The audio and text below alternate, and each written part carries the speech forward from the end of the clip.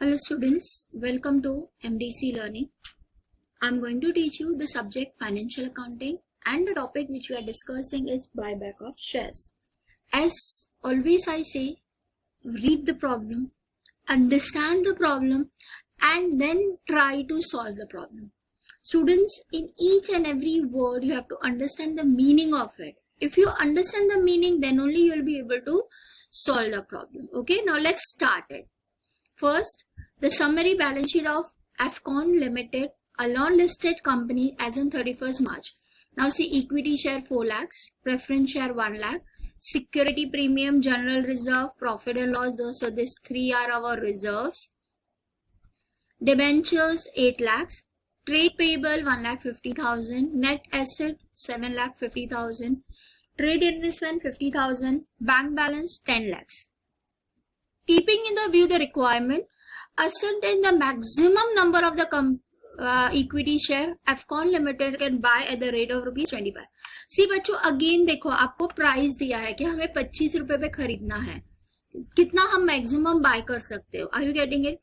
Pass the journal entry to record the buyback and also prepare the balance sheet. Okay, they are asking you to do the journal entry. They are asking you also to prepare a balance sheet and this problem has come in the October 2005 का problem exams. Now let's start. Now see, आपको क्या दिया है? Price दिया है, आपको number of shares find out करने बोला है. Am I correct? Clear cut पता चल रहा है कि नहीं? चलो, तो इसके लिए हमें सबसे पहले हमें क्या करना है? As I have told you always, आपको ये प्रोफॉर्मा देख लेना है, आपको ये प्रोफॉर्मा बना लेना है. Condition for buyback when offer price is given, general reserve, profit and loss, security premium. आपको पता है there are how many? There are 4 steps in that. Correct? I think अभी तक सबको बाय हार्ट हो जाना चाहिए. नहीं हुआ है तो प्लीज करो. ये चैप्टर बहुत इजी है, आपको पूरा 20 में से 20 यहाँ पे मिलेगा. देखो, पहले सोर्स आएगा, फिर 25% ऑफ ओन फंड आता है, फिर मिनिमम ओन फंड आता है, फिर 25% ऑफ इक्विटी शेयर, फिर ये 1, 2, 3, 4 का जो सबसे कम बैलेंस आएगा वो आपका maximum possible amount of buyback आता है और ये नंबर ऑफ शेयर्स आता है. ओके, चलो लेट्स स्टार्ट सॉल्विंग इट. हमारा पहले मैंने आपको बोला है हमारे पास 3 रिजर्व्स है, हमेशा होते हैं. Security premiums 1,27,000, general reserve is 1 lakh, profit and loss account is 1,22,500. चलो, जनरल रिजर्व कितना है? हम जनरल रिजर्व कितना है हमारे पास? General reserve is I think 1 lakh. Yes, okay.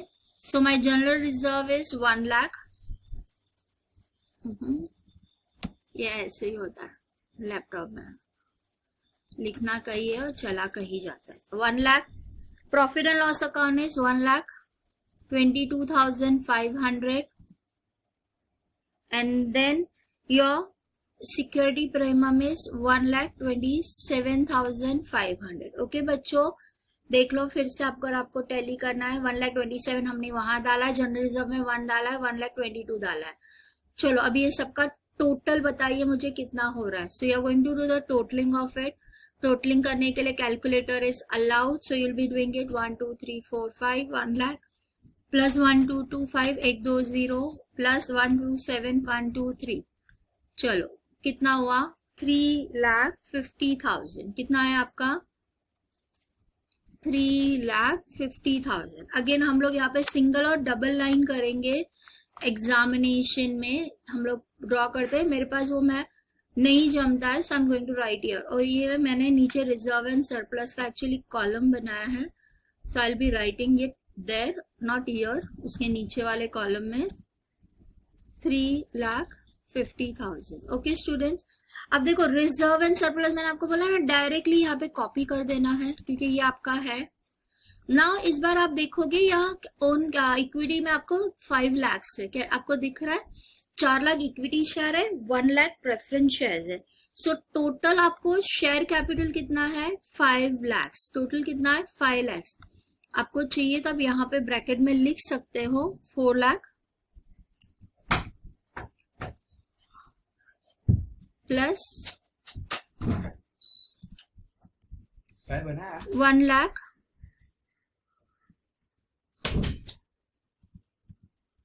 that is equal to 5 lakhs. Okay, so total own fund आपका कितना आ रहा है? 8,50,000. कितना आ रहा है बच्चों? 8,50,000. ओके, सो 8,50,000 का आपको क्या लेना है? 25%. क्या लेना है आपको? 25%. Am I correct? So you're going to take 8,50,000 into 25%. कितना आ रहा है? 2,12,500. So आपका 25% कितना आ रहा है? 2,12,500. बराबर है कि नहीं बच्चों? आता है ना, ये तो सिंपल है ना. सी ओन फंड आपको ये यहां से यहाँ पे सीधा कॉपी कर लेना है. 8,50,000 बराबर है. फिर आपको उन्होंने क्या मांगा है? Less 50% of own borrowed fund. Now see you have only one borrowed fund, that is 8 lakh debentures. कितना है आपका? 8 लाख डिबेंचर्स. तो आपको यहाँ पे क्या करना है?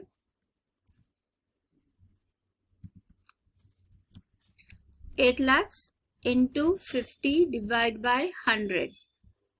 Correct? So that will come to 4 lakhs.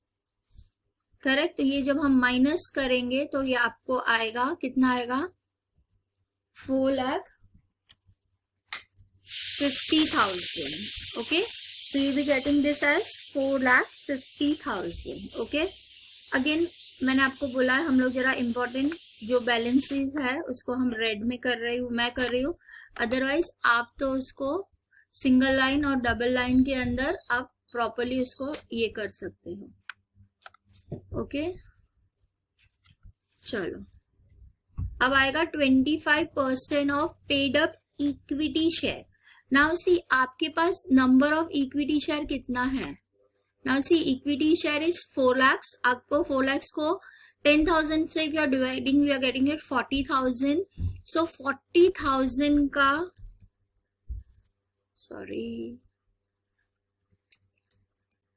40,000 का 25%. आपको नंबर ऑफ शेयर्स कितना आ रहा है? 10,000. कितना आ रहा है आपका number of shares? Number of shares are coming to 10,000. देखो मैं यहाँ पे हमेशा I write number of shares. So numbers of shares are coming to 10,000. Offer price क्या दिया है आपको?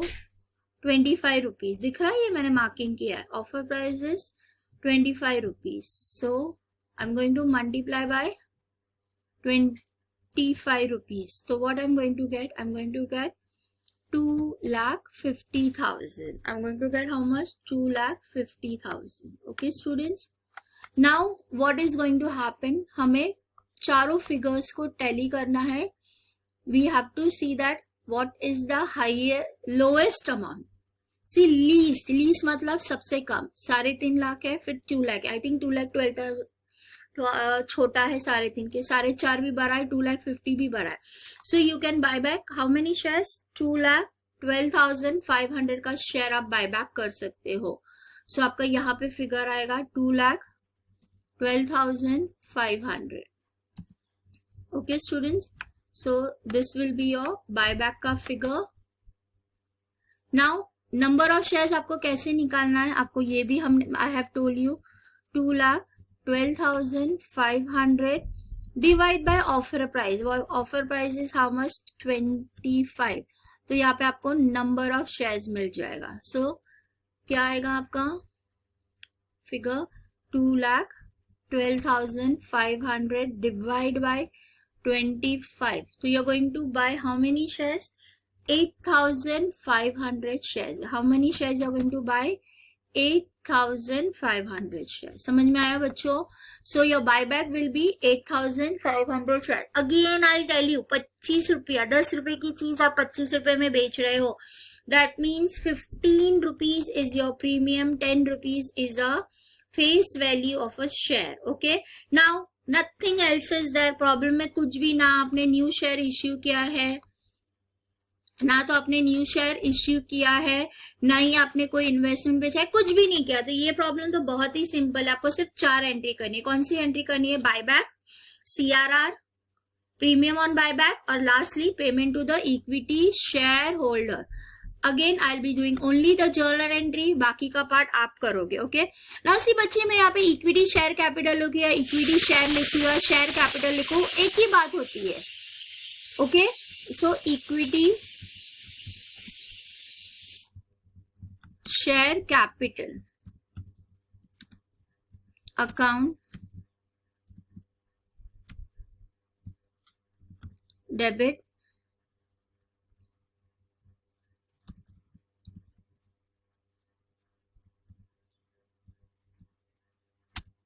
फिर दूसरा प्रीमियम पे है. See premium on buyback I am writing, और I am writing only premium. See it's one and the same, but हम लोग ऐसा लिखते हैं जैसे कि होता है. Okay, premium on buyback account debit to, किसको दे रहे हैं हम ये पूरा पैसा. I can only write share holders also, but I am writing या equity share holder to specified it. If I write only share holder तो पता है कि यार इक्विटी, हम बायबैक इक्विटी शेयर होल्डर का ही कर रहे हैं ना. सो कहीं पे अगर शॉर्ट फॉर्म लिखा है तो आप लोग को प्रॉपरली लिखना है. करेक्ट. नाउ हम लोग कितने का बायबैक कर रहे हैं, 8500 shares. Am I correct. So 8500 into 10 is 85,000. Correct? 85,000. Now 8,500 into 15, because 15 rupees is premium. So that is coming to 1,27,500.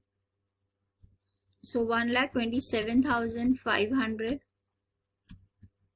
और इक्विटी शेयर होल्डर को कितना पैसा मिलेगा, इक्विटी शेयर होल्डर को मिलेगा 8,500 into 25. That comes to 2,12,500. Okay, वो तो हमने वो कैलकुलेट किया है, 2,12,500.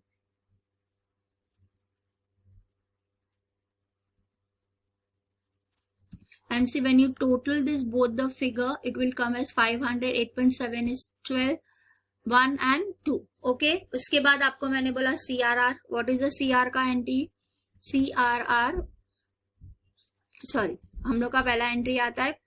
नाउ सी, हम लोग कहाँ से पैसा लेंगे, आपको you can take it from general reserve or you can take it from profit and loss account. First try to use profit and loss account, and CRR is always created for this. So your entry will be profit and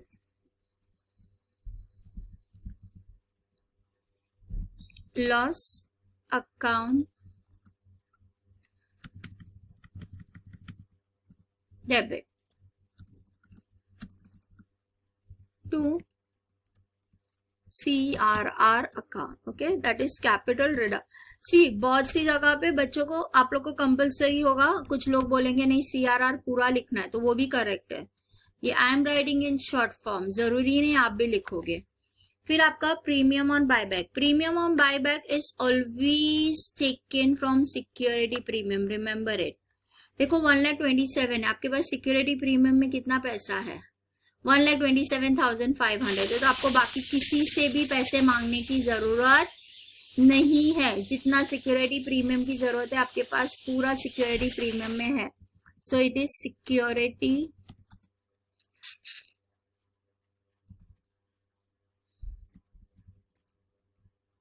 premium account debit.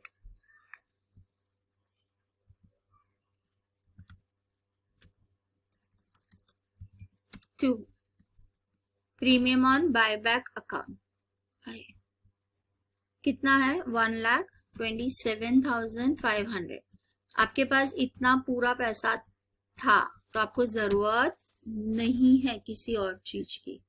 समझ में आया. Last but not the least, what is the entry, equity share holders account debit to bank account, because आपके पास से पैसा जा रहा है. So equity shareholder account debit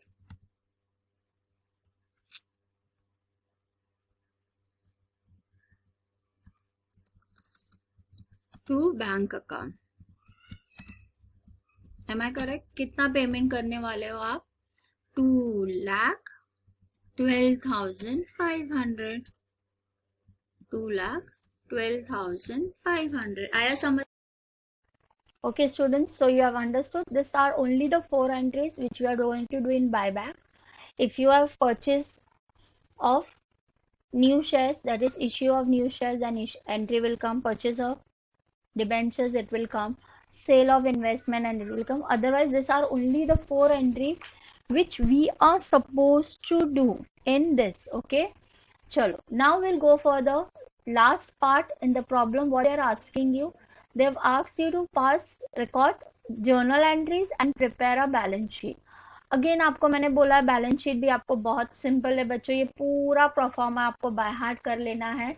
आई थिंक अभी तक मेरे बच्चों को ये पूरा बाय हार्ट भी हो गया होगा, नहीं हुआ होगा तो अभी भी टाइम है, प्लीज कर लो. देखो, equity balance sheet is divided into 2 part, equity and liability और assets.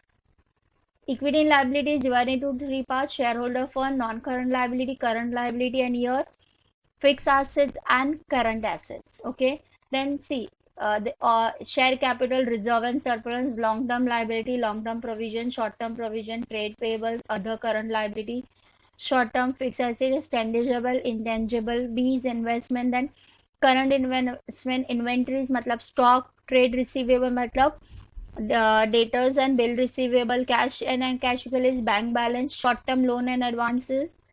This is your prepaid insurance and all and other current, जिसको कहीं पे भी जगह नहीं मिले वो यहाँ पे आएगा. चलो let's start doing and solving the problem. आपको मैंने बोला ये 2 वर्किंग नोट हमेशा बनेंगे ही बनेंगे. ये वर्किंग नोट नंबर 1 है, ये वर्किंग नोट नंबर 2 है. एक काम करते हैं, हम लोग दोनों बना लेंगे, उसके बाद will pass a entry year. Okay students, चलो let's do that.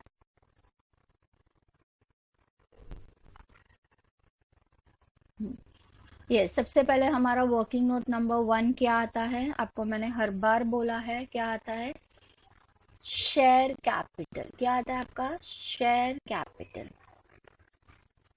Correct,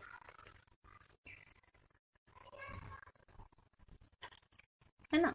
share capital, share capital में आपके पास इस बार देखो 2 है. क्या है आपके पास, 2 इक्विटी शेयर कैपिटल है और प्रेफरेंस शेयर कैपिटल है. करेक्ट. सो सबसे पहले आप लिखोगे ए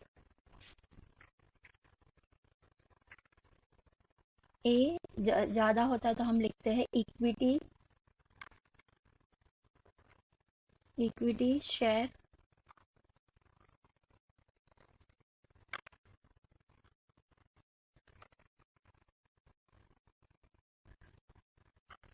okay, equity share capital.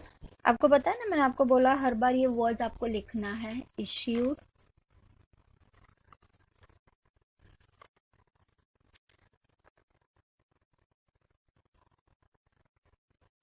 Issued subscribe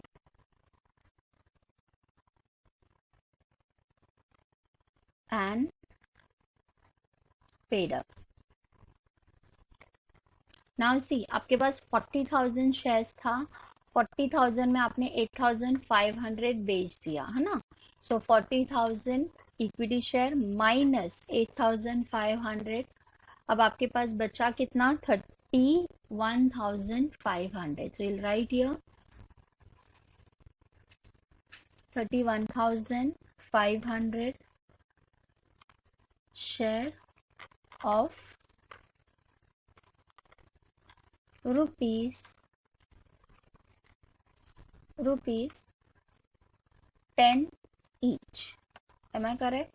so आपका कितना आ रहा है, कितना आएगा, 3,15,500. ओके.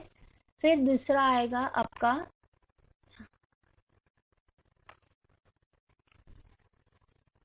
नाम, आपका बी क्या है आपका, preference share.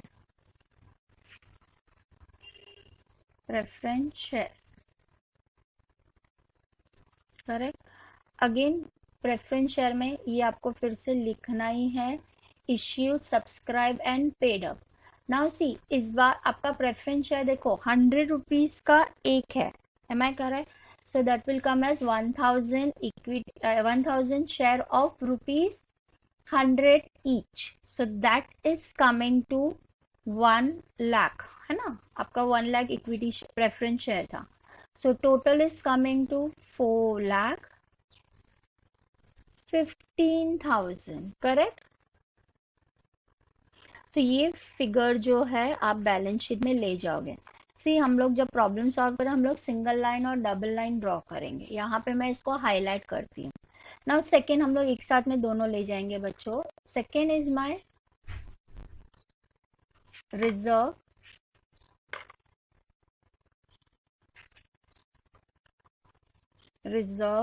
And surplus. Am I correct? Reserve and surplus में मेरे पास ए था general reserve,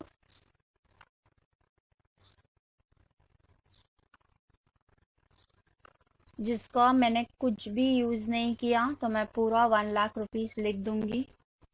I have not utilized even a single rupee of it. Then B, I have profit and loss account and loss. In profit and loss account, I was having 1,22,500. उसमें मैंने use किया less to create CRR. कितने का create किया? 85 था। बता ये आप लोग को याद हो ही गया होगा आपने जब प्रॉब्लम सॉल्व किया होगा तो, करेक्ट। तो आपको 1,22,500 माइनस 85,000 जब मैंने माइनस किया तो आई एम गेटिंग 37,500। तो मेरे पास ये बचा कितना? 37,500।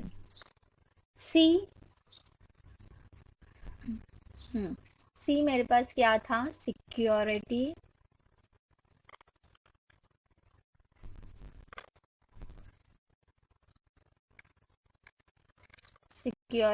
Premium,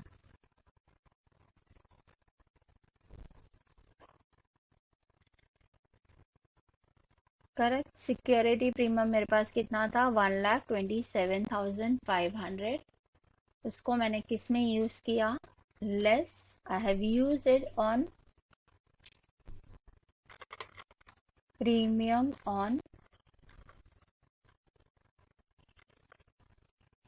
buy back, correct. पूरा के पूरा मैंने यूटिलाइजेशन कर दिया था, सो यहाँ पे हो गया नील। अब मेरा एक चौथा बना है जो मैंने एक नया क्रिएट किया, that is my CRR. Yes, I have created CRR which is coming to 85,000. Now, so मेरे पास total reserve and surplus कितना है बच्चों? देखो 37,500 plus 1 2 3 4 5 1 lakh plus 85,000. So total reserve and surplus है मेरे पास 222,500. कितना है मेरे पास?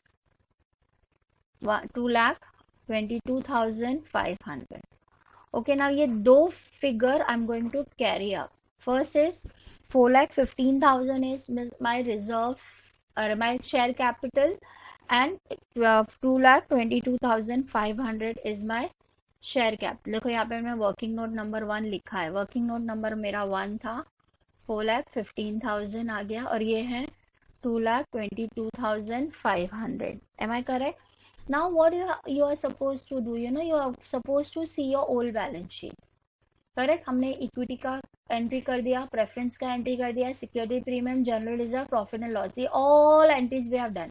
Now see you having a debentures 8 lakh and trade payable 1,50,000. Okay, now debentures means your long term loan. Am I correct? So आपको चाहिए तो यहाँ ब्रैकेट में लिखो, बिकॉज ये सिंगल है तो आपको जरूरत नहीं है बनाने की कोई भी working note. Okay, debentures. Okay, देखो डिबेंचर्स कितना है आपका? 8 लाख, सॉरी, करेक्ट। उसके बाद दिस इज नील, ये आपके पास नहीं है, करेक्ट। फिर आपका आ रहा है इधर करंट लायबिलिटी, उसके बाद आपके पास शॉर्ट टर्म प्रोविजन भी नहीं है। ट्रेड पेबल आपके पास है, तो ट्रेड पेबल हम लोग ने अभी ही देखा था, इट वाज 1,50,000। उसके बाद you don't have other current liability and you don't have short term provisions. Am I correct? So this was only the item which you are having in the balance sheet. Okay, चलो हम इसको total करते हैं. 222 दिया है तो हम लोग 4,15,000 ऐड कर लेते हैं, एक जीरो ज्यादा हो गया. फिर 8 लाख 1 2 3 4 5 8 लाख, फिर 1 लाख 1 2 3 4 1,50,000. सो टोटल आ रहा है 15,87,500. So my balance sheet total is coming to 15,87,500. Okay बच्चों, now let's go to the liability side.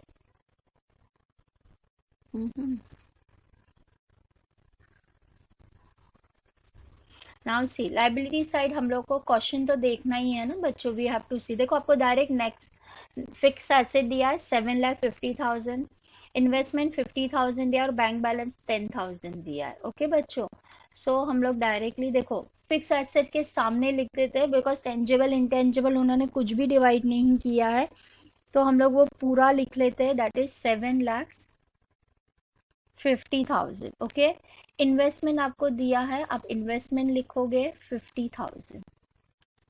Correct. Now आपको डायरेक्टली एक चीज दी है that is cash and equivalent. So अगर मैं ये देखूं तो करंट मेरे को यहाँ पे मैं टेंजिबल और इंटेंजिबल में नील इसलिए नहीं लिख रही हूँ बच्चों बिकॉज फिक्स एसेट का मतलब है उसमें टेंजिबल और इंटेंजिबल मिक्स है. आपको इन्वेंट्रीज भी नहीं दिया है, आपको ट्रेड रिसीवेबल भी नहीं दिया, आपको कैश दिया है. नाउ सी आपके पास कैश बैलेंस कितना था? यस, कैश बैलेंस आपके पास 10 लाख था. Am I correct? उसमें से आपने बायबैक के लिए यूज किया 2,12,500. सो बचा हुआ पैसा आपके पास बचा हुआ है ना, और कहीं भी आपने पैसा यूज नहीं किया. सो आपका आएगा 10 लाख 1 2 3 4 5 माइनस 2,12,500. सो आपके पास बचा 7,87,500. देखो मैंने यहाँ ही वर्किंग नोट बता दिया 7,87,500. फिर आपके पास शॉर्ट टर्म प्रोविजन भी नील और आपके पास अदर करंट लायबिलिटी भी नील. बच्चों प्रोफॉर्मा हमेशा याद रखना, प्रोफॉर्मा पूरा याद करके रखना बिकॉज कब क्या होगा तो फिर ऐसा नहीं हो कि आप लोग भूल जाए and then you are not remembering it. Okay students, now चलो अभी हमारे पास 7,87,500 मैंने कैश तो ऑलरेडी है, माई 50,000 है और ये है मेरा 7,50,000. ओके, सो टोटल देखो आ गया same 15,87,500. So my credit total is also 15,87,500. Okay बच्चों, सो सी आपका बैलेंस शीट भी ऐसे दिखेगा. देखो है ना, 4,15,000 हमने वर्किंग नोट से लिया, 2,20,000 हमने वर्किंग बताया, 8 लाख हमने डायरेक्टली बैलेंस शीट से कॉपी किया, ट्रेड पेबल भी हमने डायरेक्टली बैलेंस शीट से. नाउ सी यहाँ पे मैंने फिक्स एसेट के सामने लिखा है तो उसका मतलब ये है कि वहाँ पे हो सकता है डायरेक्ट इनडायरेक्ट सब मिक्स हो. We don't know it, tangible intangible. Investment दिया, बाकी कुछ भी नहीं था, खाली कैश बैलेंस था, हमने कैश बैलेंस निकाला और हमारा working note of equity share देखो ऐसा आ रहा है. Okay, now by this students I have completed this problem.